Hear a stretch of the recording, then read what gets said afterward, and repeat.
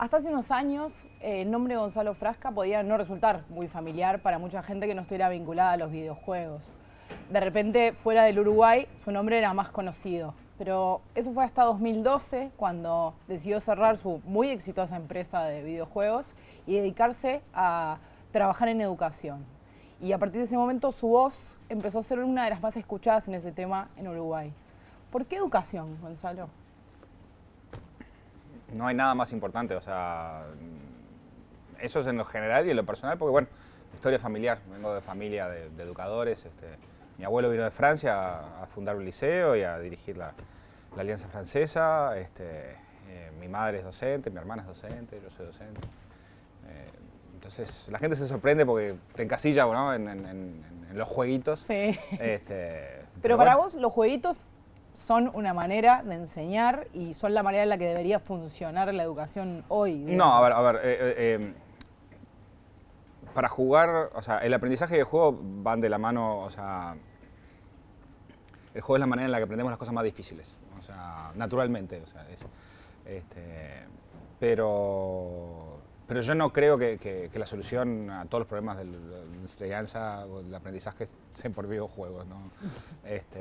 Pero sí que el juego tiene un componente fundamental.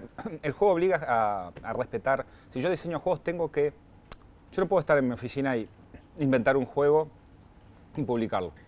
Tengo que dejar que gente juegue, observarla, preguntarle, cambiarlo, ajustarlo. O sea, es un diálogo que se hace.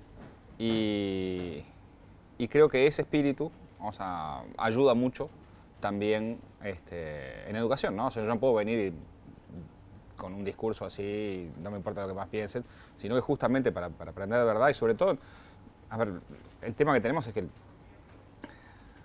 la realidad, la economía, la historia de la humanidad siempre se dijo que había muchos cambios, pero literalmente en los últimos cambios en los últimos años se han acelerado los cambios como nunca antes en la historia. Son cada vez más rápidos. Pero exponencialmente.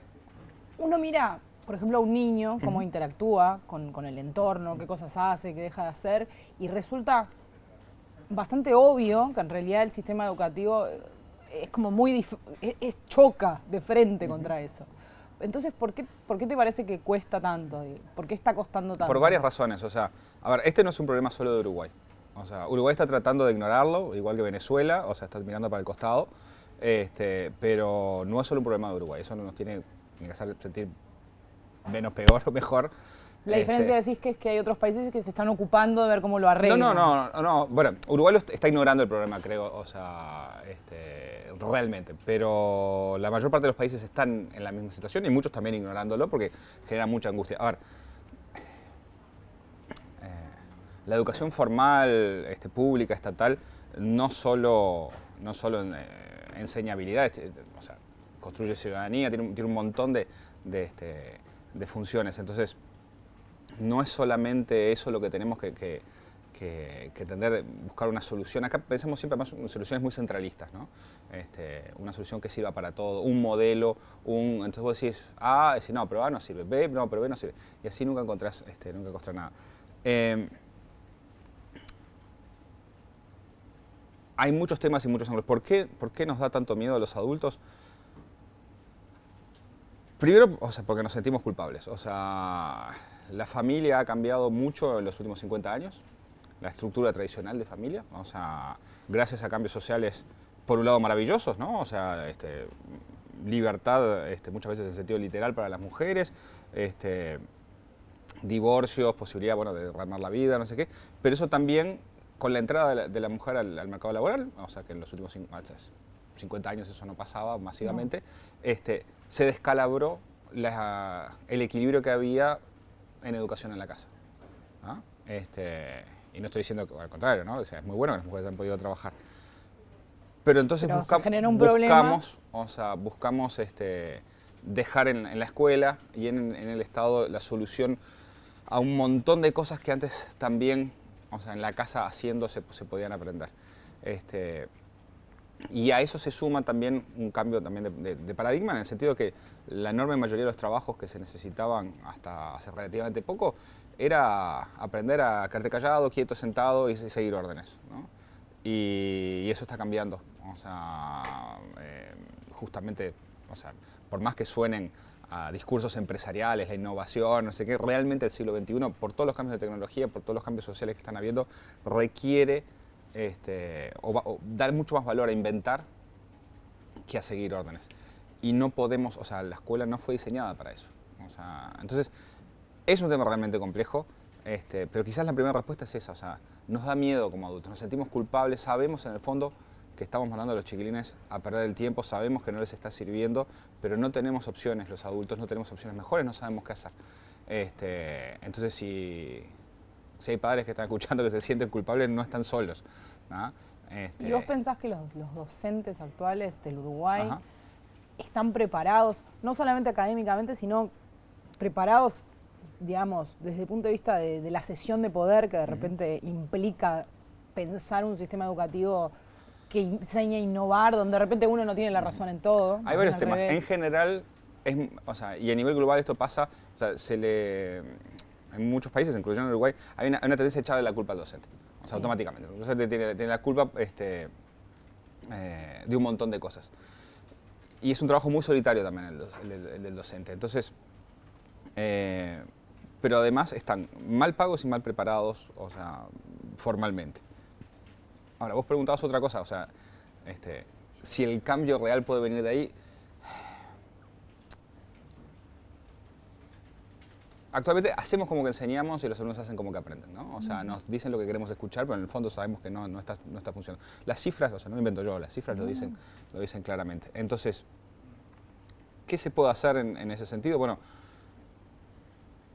primero que nada, decía que el trabajo docente es muy solitario.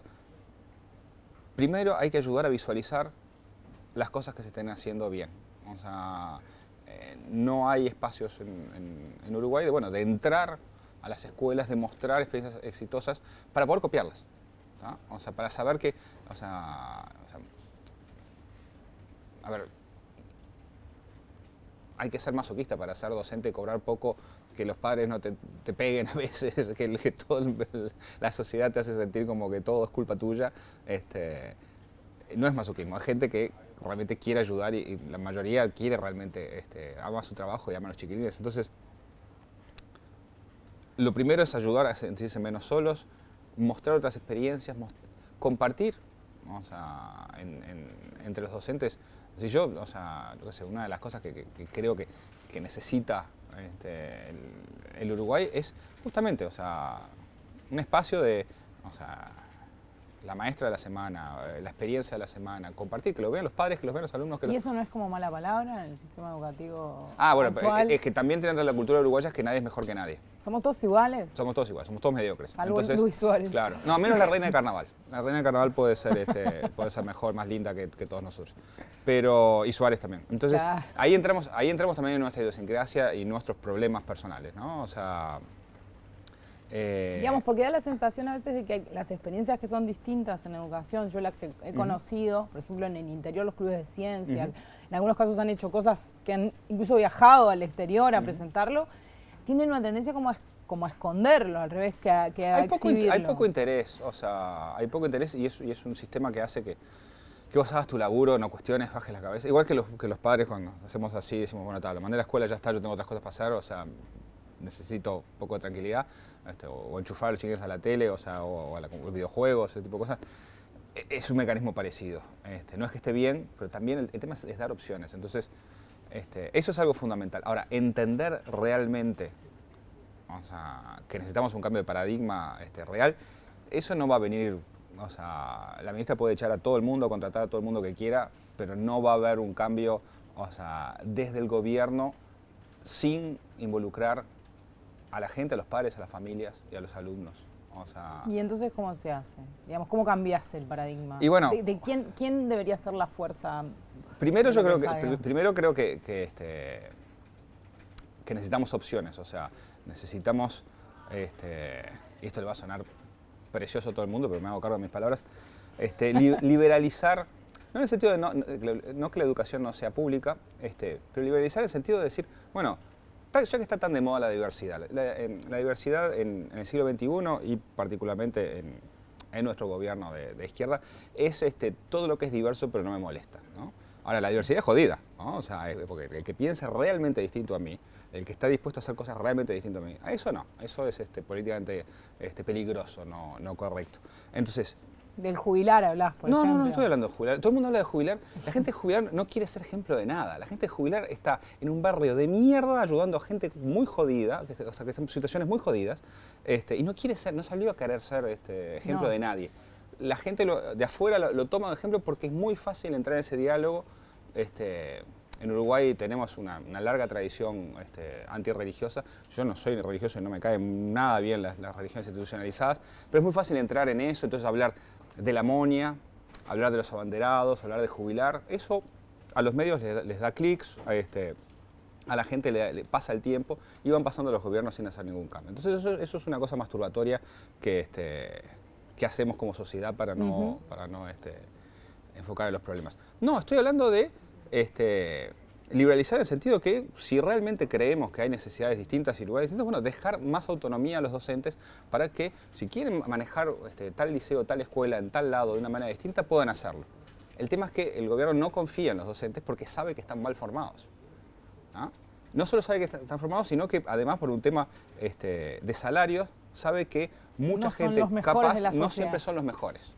¿Ah? No quiere decir que no haya excelentes, pero en promedio es muy difícil tener hay estudios, a Luis Suárez. Si yo le digo a Luis Suárez, mira, tengo un cuadro de fútbol, te pago 100 pesos el partido, vas a ver si no, mira, sabes que justo acá en el Barça estoy ganando más. El agua fría viene bien fría y tengo unos compañeros simpáticos. Entonces, es así, nos guste o no nos guste, nos parezca mal. Eso por un lado. Y después, en realidad en la educación ya está todo inventado. O sea, ya hay escuelas, las escuelas democráticas. No hay nada más progresista que la escuela democrática. ¿Tá? Interesantemente yo he hablado con alguna gente de nuestro gobierno que muchos ni siquiera conocían el concepto.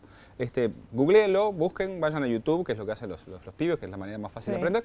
Busquen Sudbury School, escuelas democráticas. No digo que sea la solución para Uruguay, pero perfectamente, si el Estado agarra y dice, bueno, vamos a agarrar 20 escuelas y vamos a probar este método. Es un método en el cual funciona desde 50, 60 años, funciona.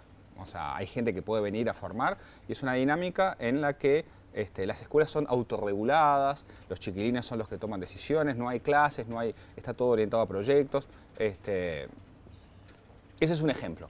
Hay otros.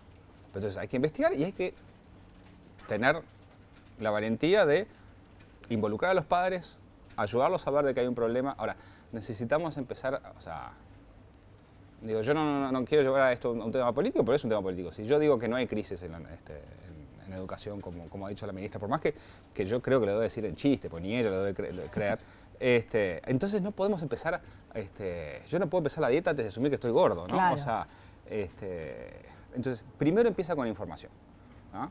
O sea, yo empezaría, o sea, para cualquier cambio creo que diálogo, pero con datos, no me gustan los curas, no me gustan los no sé qué, no me gustan los sindicatos, no sé qué. Bueno, si no te gustan, eso es otro tema. Ahora, el tema es realmente mostrar opciones. Hay muchas experiencias en todo el planeta y a eso los uruguayos siempre decimos, pero la realidad de Finlandia, no sé qué, no se puede teletransportar por acá. Eso es un comentario de mediocre, eso es un comentario de alguien asustado y eso es un comentario de alguien cómplice del status quo. Entonces, a mí no me importa si son de derecha, de izquierda, no sé qué, no sé cuánto. Lo único que sé es que la persona que tranca cambios, se vea progresista o no, es un conservador. Sí. ¿Ah? Y estamos hablando del futuro, no solo los chiquilines, sino piénsenlo egoísticamente, o sea, financiero del país. O sea, sí, en una sociedad global, ¿no? Si no tenemos nuevas generaciones bien calificadas, ingeniosas, con capacidades para... Quedamos al final de la fila. Quedamos al final de la fila y ya está pasando. Estados Unidos, la generación está viviendo peor que la generación de sus padres. ¿Ah? En Estados Unidos, que tienen toda la plata. Claro. ¿Ah? Y empiecen a pensar qué pasaría acá si empezamos a bajar. Vos dijiste que en su momento que te parecía que Tabaré Vázquez durante la campaña era el único que ofrecía una propuesta educativa más concreta, o sea, más... Y después pasó un año y pasaron varias cosas, algunas que vos dijiste. Se fue la gente, hubo un debate sobre si se podía o no cambiar el ADN de la educación, que era básicamente lo que se había dicho. Y entonces, ¿vos cómo lo ves ahora? ¿Perdiste la esperanza? Ah, sí, por supuesto. No, a ver, la esperanza de los políticos sí. La esperanza de los políticos sí. Pero eso no quiere decir que no se pueda cambiar, ¿no? O sea, que no se pueda mejorar las cosas. Nuevamente, el cambio no va a venir del Estado. El Estado a duras penas puede tapar agujeros en las calles. Van a lidiar con un problema tan grave y tan complejo. O sea, nuevamente, si hay cambio, va a ser desde los padres, desde los adultos, a nivel social, y solo, o sea, poniendo las fichas en cosas que veamos que tengan visibilidad, ¿no? Y para eso hay que experimentar y hay que equivocarse y hay que hacer experimentos con los niños y pueden salir mal. Ahora, no pueden salir peor que lo que estamos teniendo ahora. O sea, uno dice, bueno, esto me sirvió para mí hace 40 años, 30 años y bueno, mando al neno a lo mismo, pero en el fondo sabemos de cosas. La gente no es idiota, sabe que no está nada bien. Entonces, ¿cómo se hace? Y yo creo que experimentar dentro de lo público, dentro de lo privado, educación privada es mala palabra en Uruguay. El 86% de los niños van a la educación pública. Entonces, esa paranoia quieren privatizar la educación, no sé qué, no sé cuánto, también es una excusa de mediocre para proteger algo que dejó de existir, ¿no? Y de tanto protegerlo, como la mamá, que es sobreprotectora, terminás asfixiando al nene, ¿no? Entonces, debatamos, veamos, probemos cosas nuevas.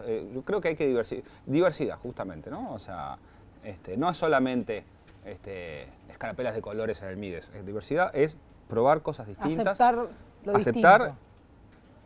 Y también tiene que ir de la mano con muchas otras cosas, pero una de las que veo que no, y cierro con eso, es el tema de formación docente. O sea, no podemos darle confianza a los docentes para que prueben cosas nuevas si no tenemos un equipo de docentes mejor formado, más sólido, y es la única manera que van a ganar el respeto de los padres y de los padres. Entonces, esas son dos de las puntas importantes, pero son muchas. Es un problema complejo y no va a haber cambios así importantes en 1 o 2 décadas, si empezamos allá.